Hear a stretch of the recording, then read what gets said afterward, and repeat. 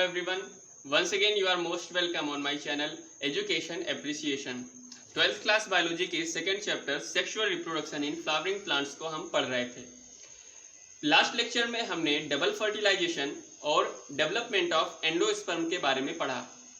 Pollen grain जो होता है उसके अंदर दो मेल गेमीट्स प्रेजेंट होते हैं और जो एम्ब्रियो सेक होती है उसके अंदर एक ही एग प्रेजेंट होता है। 7 सेल्ड 8 न्यूक्लिएटेड स्टेज होती है एम्ब्रियो सेक की।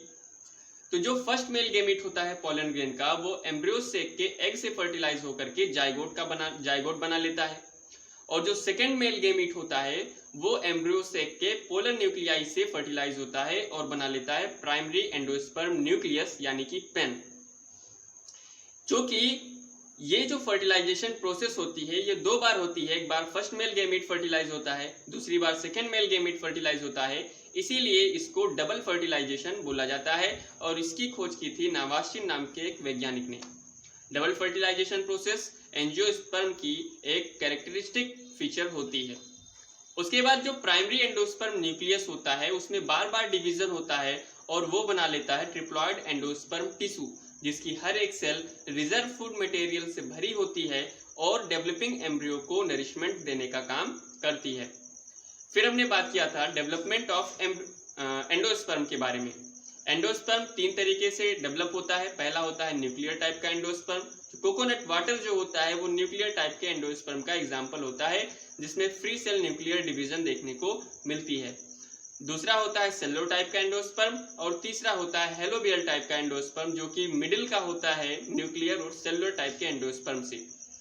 आज के लेक्चर में हम लोग बात करने वाले हैं डेवलपमेंट ऑफ एम्ब्रियो के बारे में, यानी कि एम्ब्रियो का डेवलपमेंट किस तरह से होता है। जो फर्स्ट मेल गेमीट एग से फर्टिलाइज होकर के जाइगोट बनाई थी, उसी जाइगोट से एम्ब्रियो का डेवलपमेंट होगा जो बाद में सीड में कन्वर्ट हो जाएगा। क्लियर? डबल फर्टिलाइजेशन प्रोसेस में जो जाइगोट बनता है फर्स्ट मेल गेमीट और एग के फर्टिलाइजेशन से, उसी जाइगोट से एम्ब्रियो का डेवलपमेंट स्टार्ट होता है।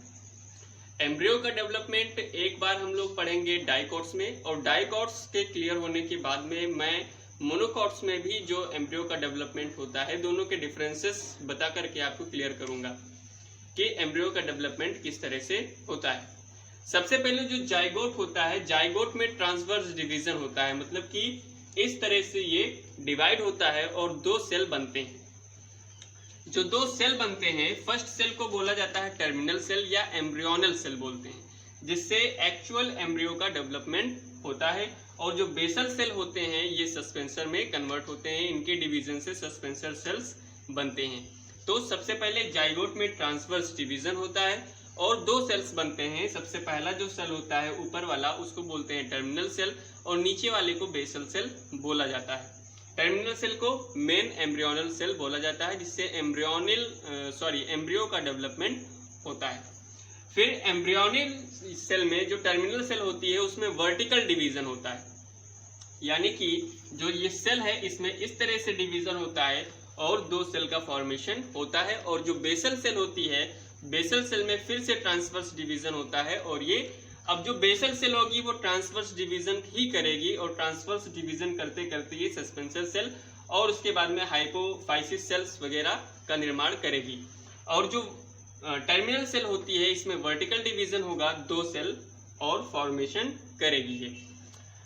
तो जब ये सेल्स का फॉर्मेशन हो जाता है, इन सेल्स का जो टर्मिनल सेल के डिवीजन से फॉर्म हुए थे, इनमें जब डिवीजन होगा तो ये क्वाड्रेंट स्टेज का फॉर्मेशन करेंगे।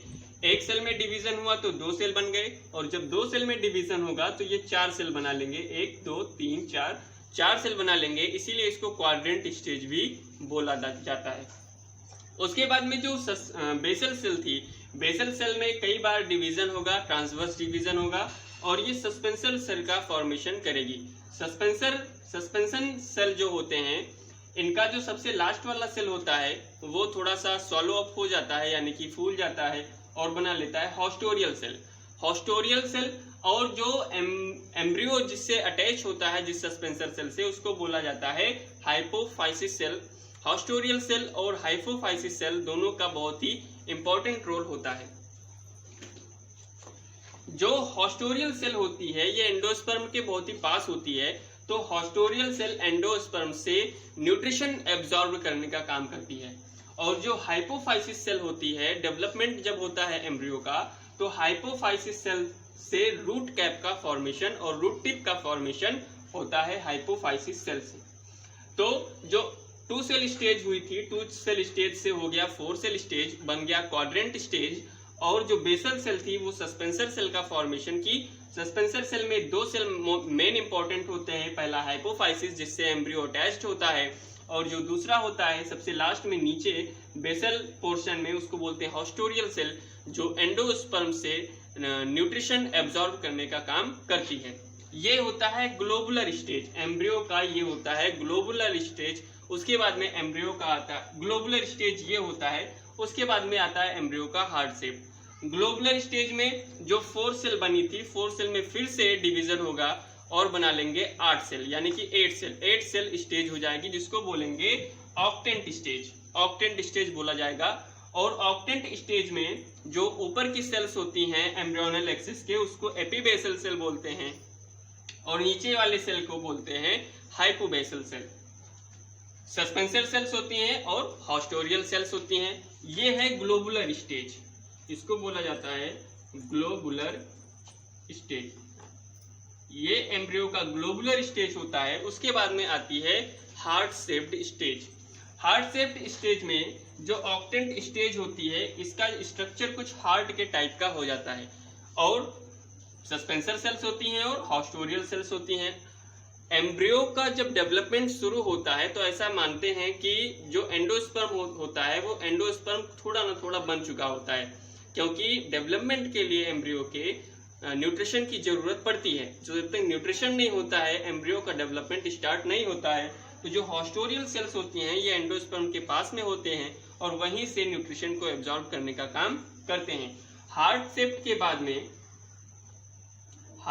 बाद में ऐसा माना जाता है कि एम्ब्रियो अपने मैच्योरिटी की तरफ बढ़ चुका होता है, यानी कि अब एम्ब्रियो मैच्योर होने लगता है हार्ट शेप के बाद में।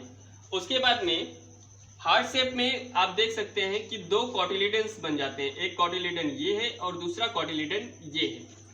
और एपीबेसल सेल से प्लीम्यूल बन जाता है और हाइपोबेसल सेल से रेडिकल बन जाता है।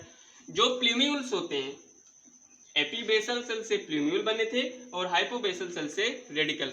जो प्लीम्यूल होता है ये फॉर्मेशन करता है शूट एपेक्स का, यानी कि एबव द अर्थ जो पोर्शन होता है उसको शूट एपेक्स बोलते हैं, और बिलो द अर्थ जो पोर्शन होता है उसको रूट एपेक्स बोलते हैं।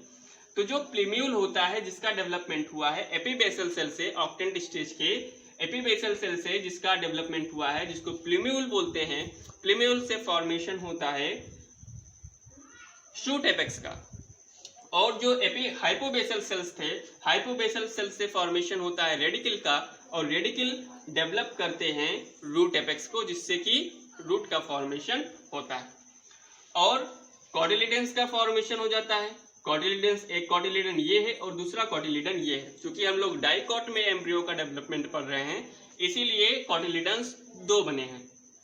तो ये हो। अब इसके बाद में जो एम्ब्रियो होता है वो कुछ इस शेप का हो जाता है। ये कॉटिलिडन्स दिख रहे हैं आपको, मैंने इसको कॉमन यहाँ पे मेंशन किया हुआ है। ये भी कॉटिलिडन्स और ये भी कॉटिलिडन्स होते हैं। ये है प्लीम्यूल, ये जो दिख रहा है पोर्शन आपको, ये प्लीम्यूल है जिससे शूट एपेक्स का फॉर्मेशन होना है, और ये जो पोर्शन दिख रहा है ये रेडिकल है जिससे रूट एपेक्स का फॉर्मेशन होना है। और यहाँ पे एपिकॉटिल है और नीचे हाइपोकॉटिल है। एम्ब्रियोनल एक्सिस के एबव पोर्शन को बोला जाता है एपिकॉटिल और बिलो पोर्शन को बोला जाता है हाइपोकॉटिल। ये होती है पूरा फॉर्मेशन, पूरा डेवलपमेंट एम्ब्रियो का। इसको हार्ट शेप बोलते हैं। और उसके बाद में मैच्योर एम्ब्रियो का फॉर्मेशन हो चुका होता है। अब इस एम्ब्रियो से सीड का फॉर्मेशन हो जाएगा जो कि फ्यूचर प्लांट होता है। ये हो गई बात डाइकॉट्स में एम्ब्रियो का डेवलपमेंट। जो मोनोकॉट्स होते हैं, मोनोकॉट्स और डाइकॉट्स में डेवलपमेंट ऑफ एम्ब्रियो में ज्यादा डिफरेंस देखने को नहीं मिलता। जो मेन डिफरेंस होता है वो ये है, अगर ग्रासेस, जो ग्रास फ्लावर्स ग्रासेस होते हैं वो मोनोकॉट्स होते हैं, और जो ग्रासेस होते हैं उनमें डिफरेंस इतना ही होता है कि जो कॉटिलिडन्स होते हैं, कॉटिलिडन्स मोनोकॉट्स में सिर्फ एक ही होते हैं जिसको स्केटुलम बोला जाता है।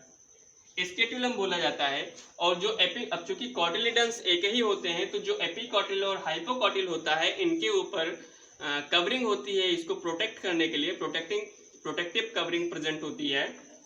एपिकॉटिल के ऊपर जो कवरिंग होती है उसको बोला जाता है कोलियोप्टाइल, और जो हाइपोकॉटिल के ऊपर कवरिंग होती है उसको बोला जाता है कोलियोरहिजा। यही डिफरेंस होता है मोनोकॉट्स और डाइकॉट्स के डेवलपमेंट में, जो कि एम्ब्रियो का डेवलपमेंट होता है।